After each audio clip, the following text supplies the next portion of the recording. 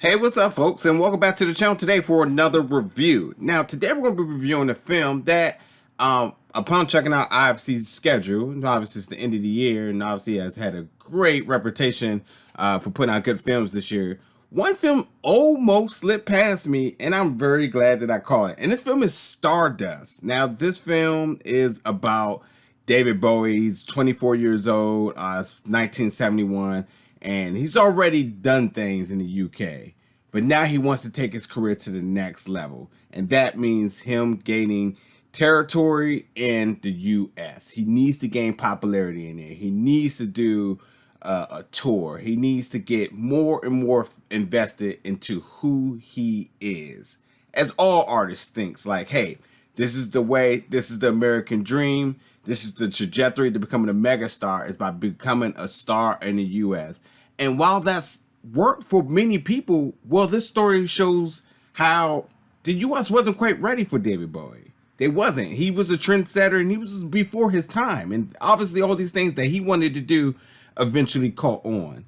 But at the time when he came over, he faced the challenges of not being totally accepted, the vision not going exactly how he wanted it to go, along with some other things dealing with family, with his brother, leaving his pregnant wife back home, hell, just getting into the country, dealing with TSA and so on, and just, being discouraged at times because, like, again, things didn't go the way he wanted to go. Now, Johnny Flynn, who plays David Bowie, does a phenomenal job in this, alongside of Marc Maron, who plays Rob Oberman, his publicist, who, once he gets to US, who he is met by in order to really accommodate the tour and all this other stuff, meeting with high officials in the industry and so on. First of all, the two of them together really kick it into gear the second half of the movie. I think, like, this is one of those movies where you're just not quite sure the direction, the feel, the tone, and it's a lot of that happening in the first half of the movie. But once it gets to the second half, it absolutely finds its identity. The stars do the work; they really become into their own, and then the chemistry is just there. The magic begins because this film is really about the performances here. Now, the music is obviously you would expect to be good. And I love the cinematography. This got this little grainy look and feel, and then they use some really vivid colors, very, very 70s style feel as you would expect, and then, very much on par with David Bowie. They do a really good job with that. Now, I'm wearing a David Bowie shirt, and here's what I'll say. I'll be the first to say I'm not, the most knowledgeable about David Bowie. But I've always respected the fashion that pertained to David Bowie. Some of the most iconic music that you ever heard always traces back to David Bowie. And I always am a big believer in anybody that banks on themselves, who bets on themselves. And hearing his story, initially I was like, I can get behind that. And this guy's definitely had some troubles coming into his own. But when it comes down to just stars who just really take a chance on themselves, I'm always a fan of it. And again, love the fashion choices he's made as far as being a trendsetter. And then obviously now all these things have this really come into fruition here in the 21st century. And they make so much good appeal in regards to David Bowie. But what this film did, it gave me an extra added layer of appreciation because it wasn't just a complete biopic. It wasn't just the origin story or any of that sort. It puts you right in, again, him already being successful in the UK, but it's all about that story coming to the US. It focused strictly on that.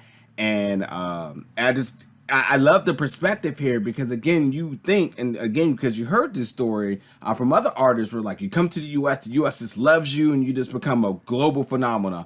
And his story wasn't quite like that. He came here and he dealt with some mental challenges, a lot of setbacks, and just the US just not being ready for him. And you've seen him really sticking to what he knew and what he believed in. And ultimately, it didn't amount to anything in the US to the point where he says, I got to do what I got to do what's best for me, ultimately going back into the UK and just blowing up bigger and better. So I thought that was really, really cool. I love this. I love this story. I love the acting. I really love how they show the cultural differences between the UK and the US. Again, I love the aesthetics of this film. The cinematography was really on point. Again, with the grain, and then the color neon contrast that you would expect with David Bowie. Costume design is obviously really good, and ultimately it just told a really good story that, you know, for anybody who's not even a David Bowie fan, may not know anything about him, can easily get invested into this. It's like, wow, I really love the resolution here. And sure, I don't know how accurate this film is. I definitely didn't go back and fact check a lot of the events that happened during it. But for what it's worth, this film it's totally enjoyable. And you take all the historical fact checking aside, that it tells a really good story. And not only just that, it takes you down a timeline of events, which truly shows you like the motivation and a lot of the inspiration of a lot of his iconic work. So you gain that level of appreciation as well too. And again, ultimately, you just gain more and more appreciation for David Bowie, the artist, because you just see the trials and tribulations that he's been through, the things and all sorts of different directions in which he found motivation in order to just really create and be the artist that he is. But yeah, Stardust is going to be dropping in theaters and on demand November 25th.